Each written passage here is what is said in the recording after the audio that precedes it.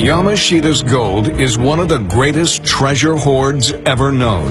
In today's currency, it represents over $100 billion in value. According to the myth, this incredible fortune was amassed from proceeds of ruthless Japanese looting throughout Asia during World War II.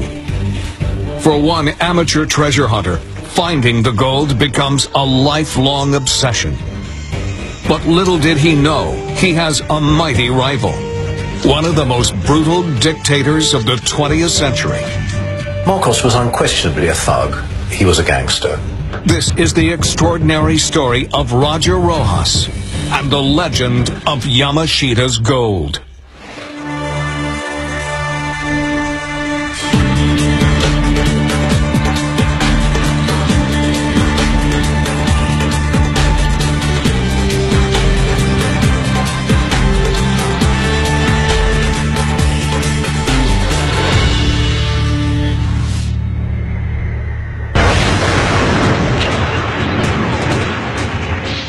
The legend of Yamashita's gold is one of the greatest stories of war loot in history.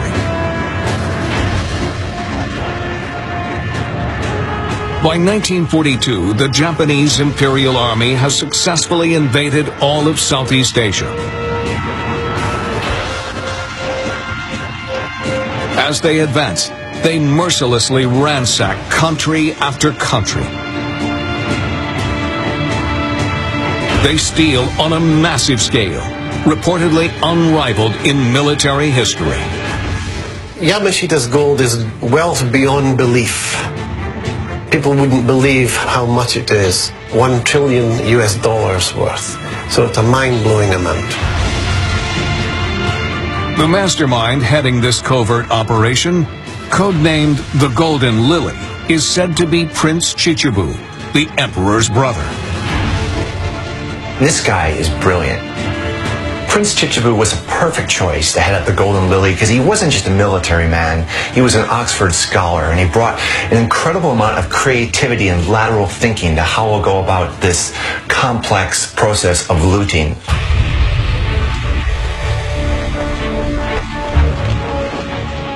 The Golden Lily operatives just completely took everything from all the countries. They left them with nothing.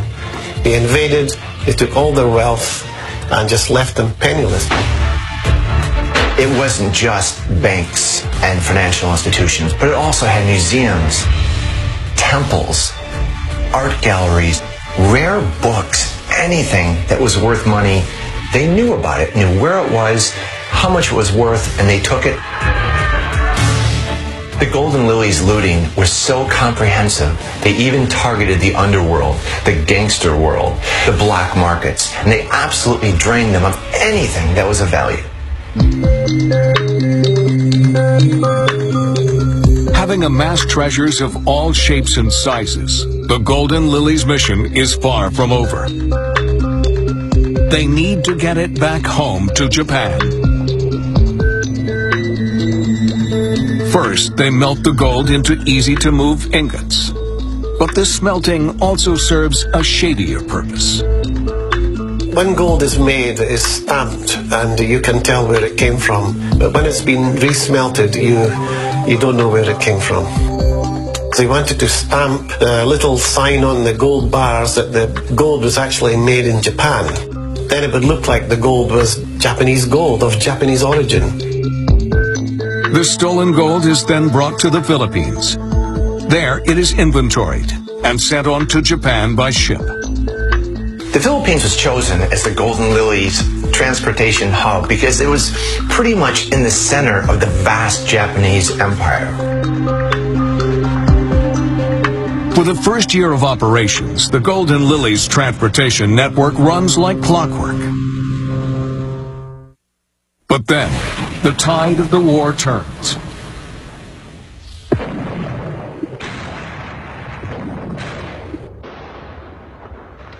In June 1942, Japanese and U.S. forces meet near the tiny Pacific island of Midway. Over just 4 days, the U.S. forces sink 5 Japanese ships. they destroy 270 aircraft and kill 3,500 men. The Japanese have lost control of the seas. Now it is too risky for them to ship the gold home. They need a new plan.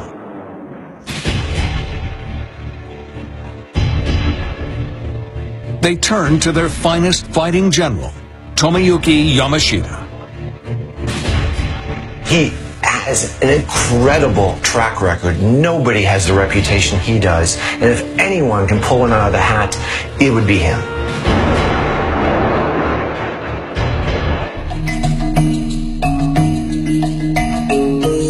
With the gold now stuck in the Philippines, Yamashita is being asked to come up with a miracle.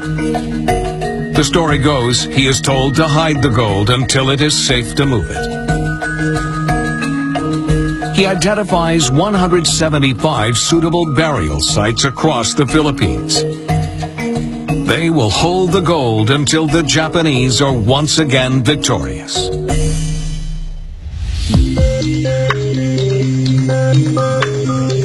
And the Philippines proved the ideal place to hide this treasure. They put it in very isolated parts throughout the Philippines, mostly covered by very mountainous terrain and a thick, thick jungle. Once you got these tunnels built, it would become virtually impossible to see that there had been anything ever buried there because of the growth rate in the jungle. Yamashita orders detailed maps to be made of the exact location of each treasure vault. And each map is carefully encoded.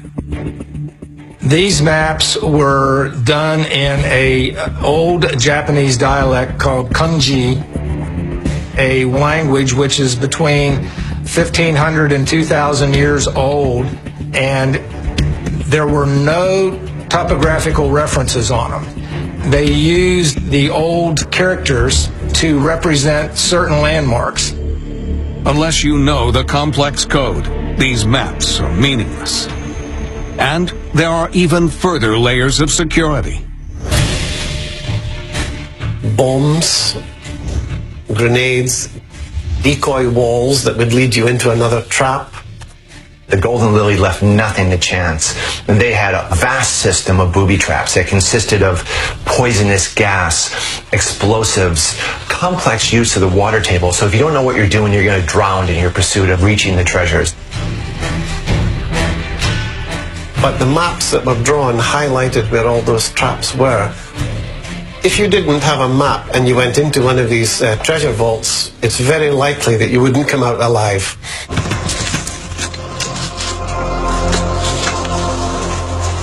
And to ensure all the treasure vault locations remain top secret, the number of people in the know is ruthlessly kept to a minimum. They use prisoner of war or local slave labor to build the actual treasure vaults. And the people who are building it don't know why, but that's irrelevant. They're going to die anyway. So they're usually killed, shot on the spot.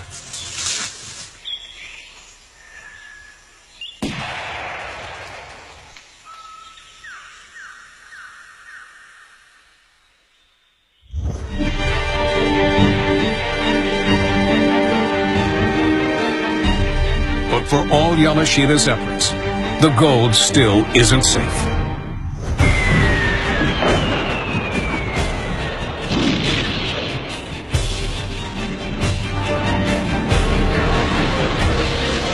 In October 1944, the Americans land in the Philippines. The fighting that follows is the bloodiest of the Pacific War. The fighting in the Philippines at the end of the war was extremely brutal. Yamashita would fight to the very last man for the emperor. But even a master tactician like Yamashita can't stop the Americans' advance. Philippines has 7,000 plus islands and is very, very difficult to defend against an invading force. Yamashita, as a great general, would have known that. He knew he couldn't hold the Philippines. All he could do was drag out the fight for as long as possible. Yamashita needs to buy himself time. He still hasn't finished burying the gold.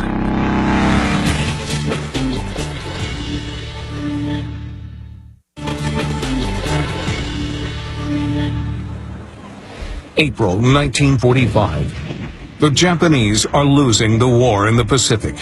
Japanese General Tomoyuki Yamashita's priority now is to hide the looted gold. While U.S. naval forces continue to advance, Yamashita is forced to retreat back to the mountains around the northern city of Baguio. Their systematic hiding of their national treasure becomes less systematic and more panicked. They need to do it immediately because they're about to suffer defeat. 174 treasure vaults done and dusted. Only one is left. With time running out, Yamashita orders the chief engineers to seal the final treasure vault. These engineers knew everything. They knew how the maps were made. They knew where the burial sites were. They knew how they were booby-trapped. What they don't know is that Yamashita has one last move to protect the gold. The story goes that while the engineers are carrying out his orders, Yamashita seals the vault himself.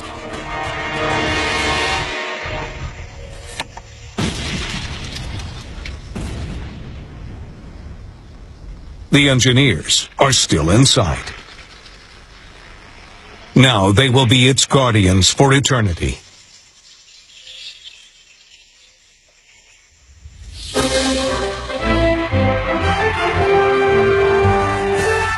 Three months later, World War II is over.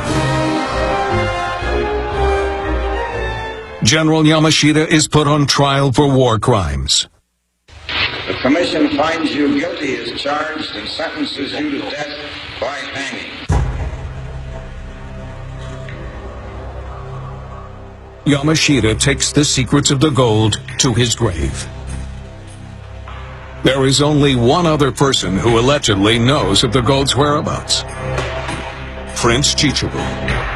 And in 1953, he dies of TB. Anybody who knew anything about this treasure is now dead. It seems Yamashita's gold is lost forever.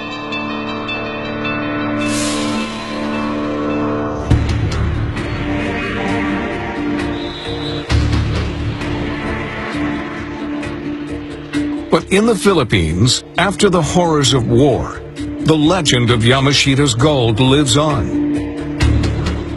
There were lots and lots of rumors that the Japanese had buried treasure all over the Philippines. It's almost a national obsession. Everybody across the country is aware of it, and everyone's looking for it. Among those who grew up with stories about the gold is a young Filipino locksmith. Rogelio Rojas, better known as Roger, is born in 1943, just as Yamashita's gold is being buried. Roger's childhood was really difficult. The Philippines are extremely impoverished. His family is impoverished. Roger is one of millions of Filipinos growing up in the shadow of World War II. The war had devastated the Philippines. Manila was absolutely on its knees in a way that no other city in the whole of the Second World War, other than Warsaw. It was dreadful. Hundreds of thousands killed, families broken up, desperate poverty, no real economy going. It was in a really bad state. So it was no surprise that the legend of Yamashita's gold just took Roger by heart at a very young age. Someone that poor with a possibility of obtaining wealth beyond your wildest dreams, of course you're going to go for it. Roger the locksmith lives in Baguio, the northern city near to where Yamashita made his last stand. Roger surmises that they must have hid some of the treasure around his town. So he looks around his town right from the start, because he knows logically that's probably one of the best places to start. Roger was a very diligent man. Every spare moment he was out there working, seeing what he could find, eliminating areas, and continuing to move forward in a very logical, progressive manner. To help him in his quest, Roger scrimped and saved and bought himself a metal detector.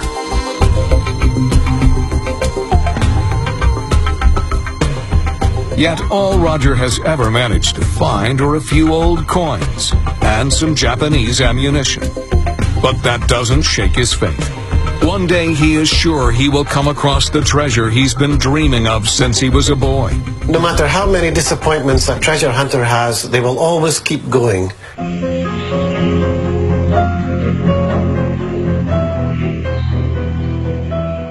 Then, in 1961, after years of hunting the gold, Roger has what seems to be a breakthrough. He gets the kind of clue he'd been longing for, a map of a tunnel complex. There are lots of maps and sketches like this in treasure hunting circles at the time. Roger has seen plenty of them before, but all have been fakes. This one is different.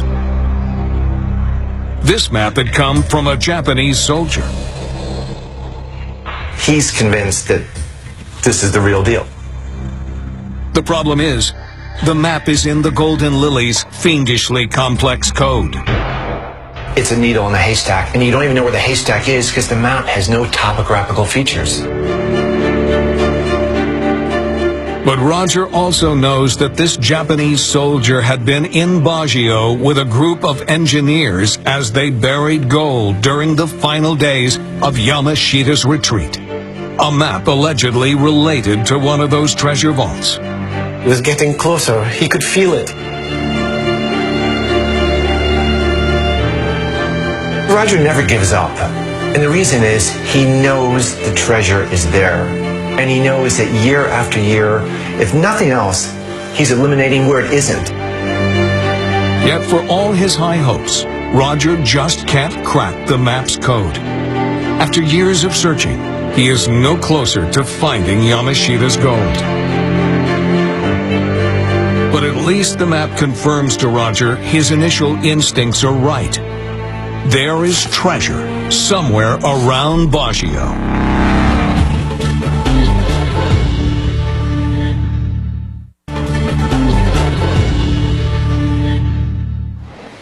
While combing the jungles around Baguio, Roger Rojas finally gets the clue he's been searching for. A cryptic map of the tunnel complex used to hide gold taken by the Japanese during World War II. Then Roger meets a man who seemed to offer him his next breakthrough, Eusebio Okubo. Okubo tells Roger he served under the Japanese as an interpreter during their occupation of the Philippines. There were a lot of Filipinos who claimed to know where Japanese buried treasure was, mainly because an awful lot of Filipinos had, perforce, worked with the Japanese, not necessarily what we would call collaborators, but simply because the Japanese needed cooks, drivers, interpreters, all that sort of thing. Okubo confesses he served none other than General Yamashita. While working for him, Okubo had witnessed Yamashita taking a large quantity of gold to Baguio towards the very end of the war. And then Okubo reveals the crucial piece of information Roger was after. The gold was in wooden boxes, stashed in a tunnel, not far from Baguio General Hospital. So this was the final link. This allowed him to tie the bow together and have the perfect package. Now he knows where to go. He knows where to dig. He was elated because it now pinpointed the area for him to look at. But little does Roger know, he has a rival. The most powerful man in the Philippines, President Ferdinand Marcos. In 1965, Marcos had been democratically elected, but rapidly became a pathologically greedy dictator. Money was extremely important to Ferdinand Marcos. He loved it like nothing else. And there is only one person who can match Marcos's greed. His shopaholic wife, Imelda. But Imelda's lavish lifestyle wasn't the only reason Marcos needed money.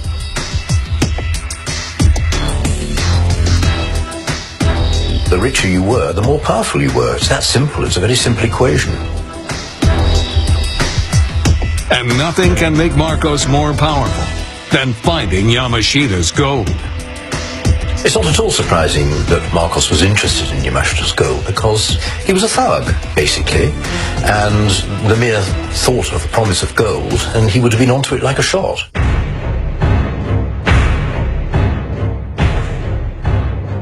Compared to Roger, Marcos has a serious advantage in the hunt for Yamashita's gold. Power. It was incredibly easy for Marcos to use his power to find the gold. He has entire armies at his disposal. Armies, ships, experts on maps and deciphering all sorts of clues. Despite all these resources, Marcos hasn't found anything. And so he devises a shrewd strategy. He was a brilliant politician, but he was also brilliantly corrupt.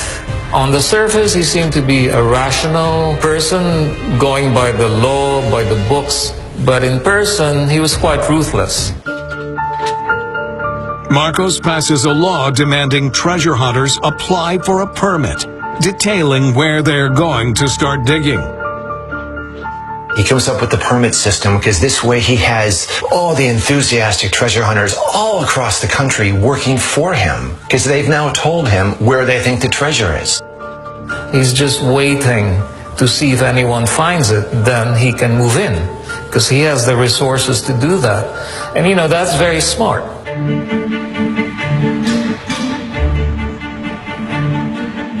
Meanwhile, back in Baguio, in 1970, Roger marries. With a new wife and child on the way, he needs Yamashita's gold now more than ever.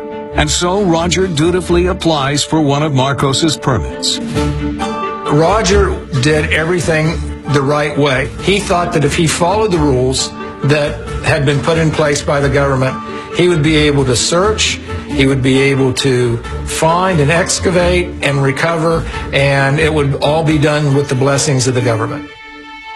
In Roger's town, the person who manages that application is none other than Marcos's uncle.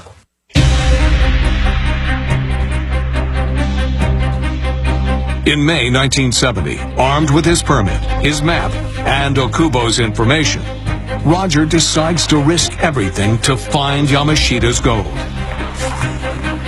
He spends all his life savings hiring a team of laborers. Together, they start hacking their way through the thick jungle vegetation near Baguio General Hospital. So it was really difficult for Roger to find the tunnel near the hospital, because it was 25 years before that it was blasted shut. And every single year in the rainy season, these jungles, you know, they change their look and feel dramatically.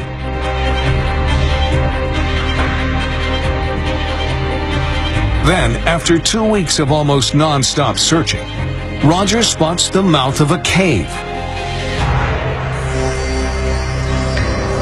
Could this be the entrance to the treasure vault Okubo told him about?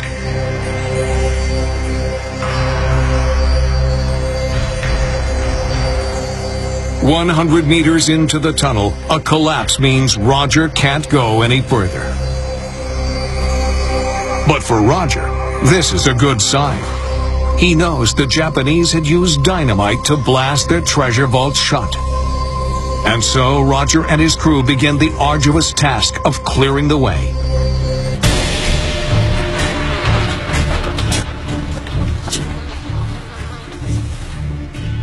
The conditions for Roger and the team digging the tunnel would have been horrific. It was hot, there were insects, there were snakes. It was very, very hard work.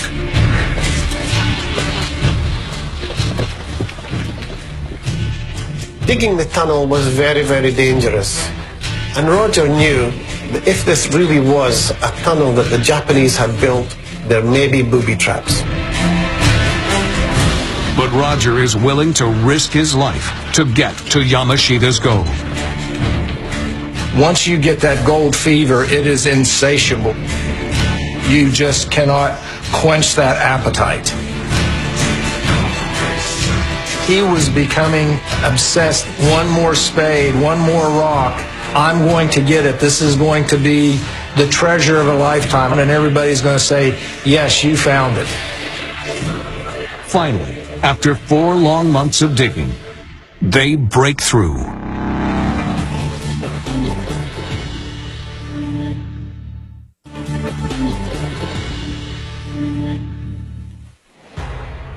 Roger Rojas has spent his life savings and every spare moment searching for the long-lost hoard of looted Japanese treasure. Then, after weeks of back-breaking work, he makes a grim discovery. Skeletons dressed in rags. But these aren't just any rags. They are Japanese military uniforms. Could these be the remains of the engineers who had hidden Yamashita's gold, only to be buried alive by Yamashita himself? He thinks he's there, and he knows now that he has all the pieces to the puzzle. He is literally at the threshold of the gold recovery that he has sought now for 10 years. It's there, it's within his fingertips' grasp. Stretching beyond the skeletons are a vast network of tunnels. Roger and his team spend weeks exploring them. Day after day, they find nothing.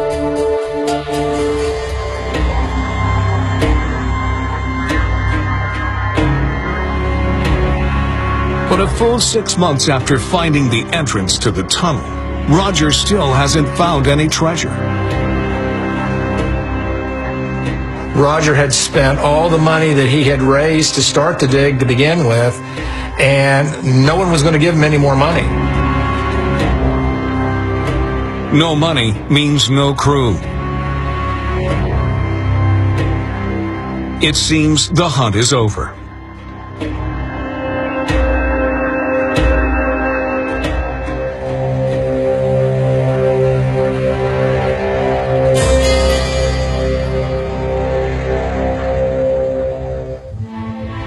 Just before Roger decides to give up once and for all, he has one last go with his metal detector.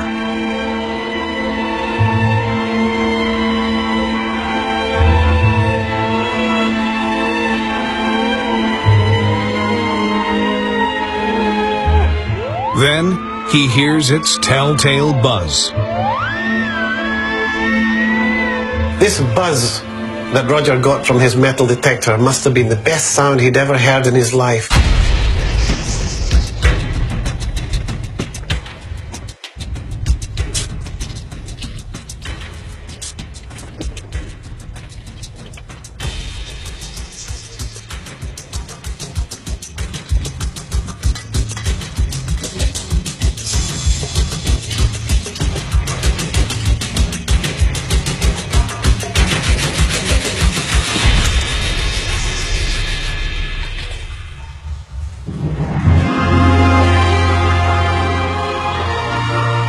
Roger is stunned. Hiding behind the wall is a gold statue of Buddha. This was that moment in life that you would look back on and you say, yes, I have achieved my goal for my entire life. This is it. This find is the most significant find of anything that anybody had discovered in the Philippines. The Buddha is in the Burmese style. According to the legend, the Japanese had looted religious artifacts from temples right across Burma. He must have found one of Yamashita's 175 treasure vaults. And that wasn't all. The area around the Buddha was stacked full of wooden boxes.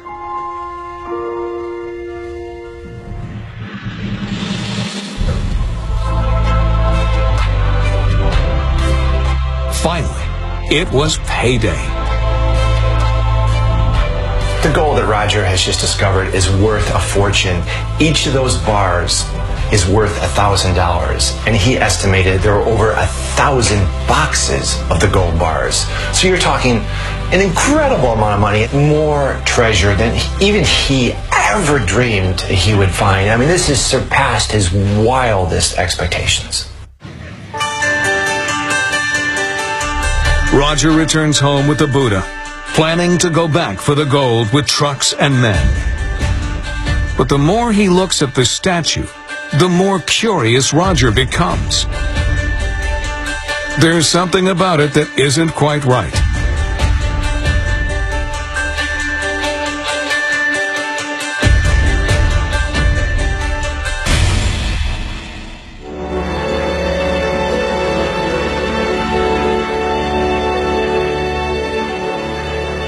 The Buddha is full of diamonds. The value had just gone off the chart. That night, Roger documents his life-changing find.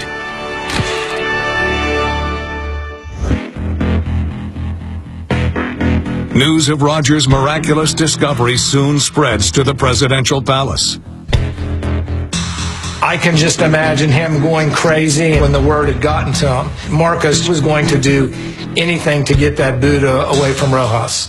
And it was going to eventually sit in Marcos' palace. Unfortunately for Roger, Marcos's primary tactic is brute force.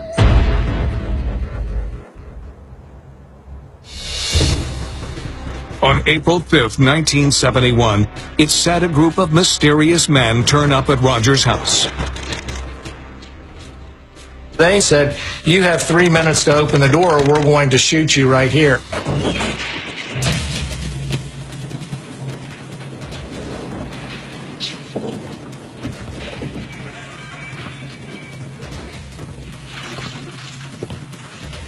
They took everything away from him. Can you imagine the feeling of violation? His entire life he's looked for this, he's found it, and now it's been taken.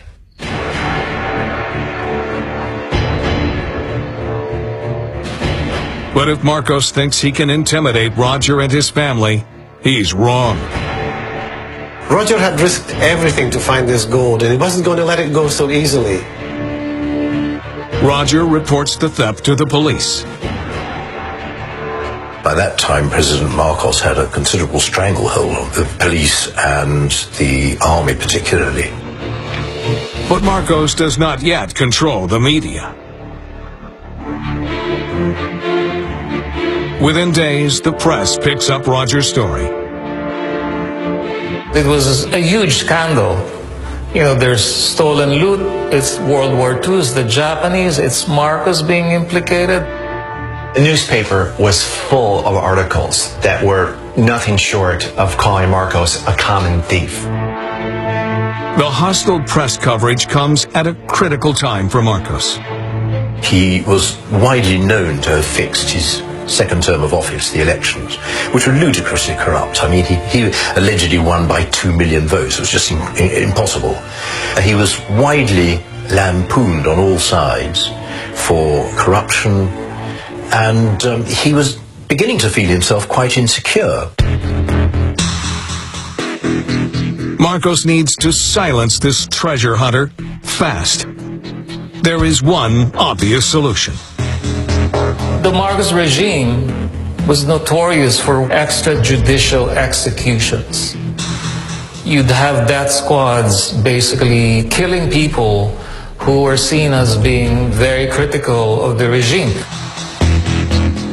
This time, Marcos needs a different approach. I think by that time he must have thought that the story had enough public exposure for him not to be able to risk just making Roger vanish, like a lot of his opponents. 3 weeks later, Roger finally receives some good news. He is told his Buddha is waiting to be collected at the courthouse in Baguio. But when he gets there, he is in for a shock.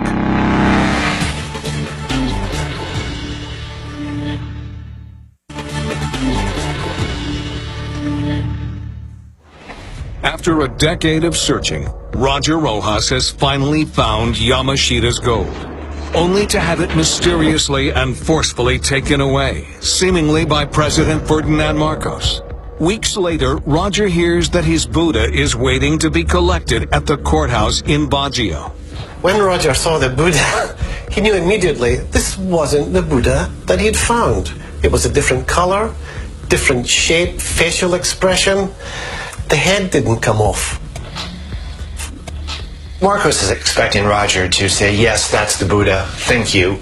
But he didn't know Rojas. Rojas was determined he wasn't going to let that boot up.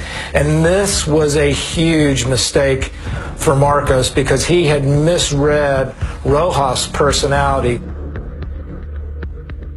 Roger declares the Buddha is a fake. Really, this marks the beginning of the end for Roger.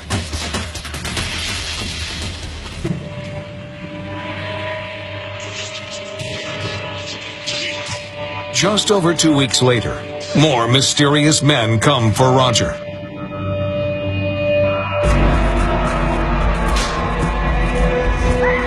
Over several days, Roger says he was repeatedly burned with cigarettes.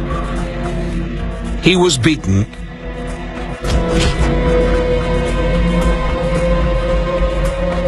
and electrocuted.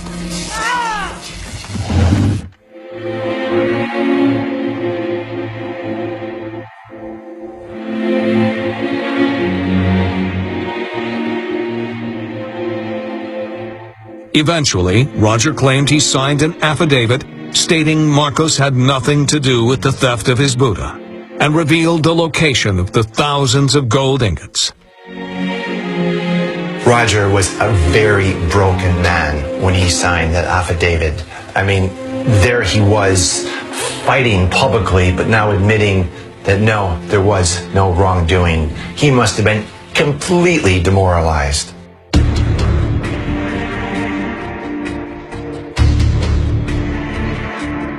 Marcos has Roger imprisoned and wastes no time helping himself to the rest of Roger's find.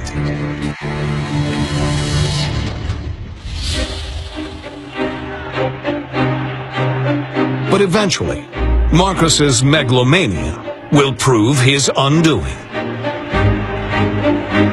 In 1986, a popular revolution forces Marcos and Imelda to flee the country. The Filipino people storm Marcos's presidential palace, and what they find inside is unbelievable. They were amazed at what they found. They found treasures of statues and art and thousands of pairs of shoes. This is just what they left behind. Marcos was by far and away the wealthiest man alive. One of the questions for the Filipino people was, where had the Marcoses' enormous wealth come from? For most, there was an obvious answer. Marcos's wealth primarily came from theft, embezzlement, and corruption. And you can look back, I think, on their joint reign as simply being a plot of self-enrichment. And the administration of the Philippines was merely a secondary item. They were basically using the public treasury as their piggy bank. Years later, while on trial for fraud and embezzlement, Imelda Marcos' defense declares their fortune was not looted from the Philippine treasury, but actually came from finding Yamashita's gold. But for Roger Rojas, none of this matters. His life is in ruins. Roger never fully recovered from his torture. And the damage is so great that he can't see out of his right eye for the rest of his life after this. He's lost his money, he's lost his self-respect, he's lost his wife. Roger has lost everything.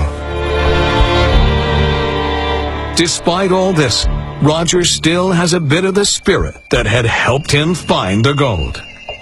It's a treasure hunter's mentality. They must get to the end of the story. They must get the treasure. Anyway, Roger had lost so much. He had nothing to lose. With Marcos in exile in Hawaii, Roger files a lawsuit against him.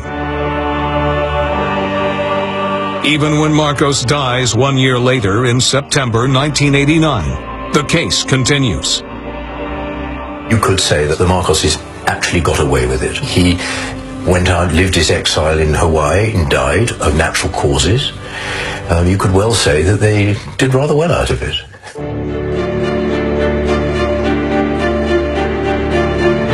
It takes 7 more years before Roger is at last vindicated. In 1996, the jury concludes Marcos had stolen Roger's find. $43 billion in damages is awarded. When the court finds in Roger's favor, it's a significant moment in legal history. $43 billion is awarded to Roger, which is the biggest civil lawsuit award in history.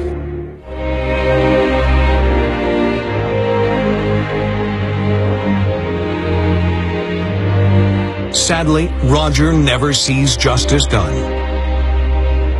On the eve of his day in court, he dies. He is just 49 years old. Then, in 1998, the huge compensation award is overturned. While no court has challenged the verdict that Marcos stole Roger's treasure, how to determine its value is still being fought out by the lawyers. It's hard not to look back at Roger and feel empathy for this man. His determination was boundless. And I think, if nothing else, Roger was a hero. And I think that's how he's going to be remembered. He was willing to be David against Goliath. He was willing to put his life on the line, and therefore my hat off to him.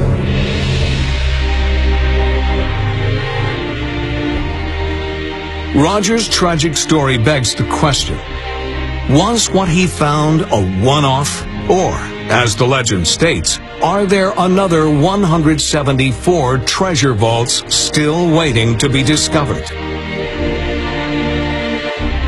Since the war, treasure hunters from across the world have scoured the Philippines, each in search of Yamashita's gold.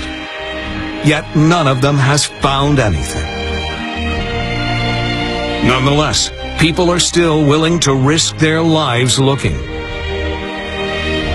Searching for Yamashita's gold is a very dangerous activity. Even to this day, I think it was in 2000, 2 men were buried alive looking for treasure. What drives them is their certainty that Yamashita's gold is still out there.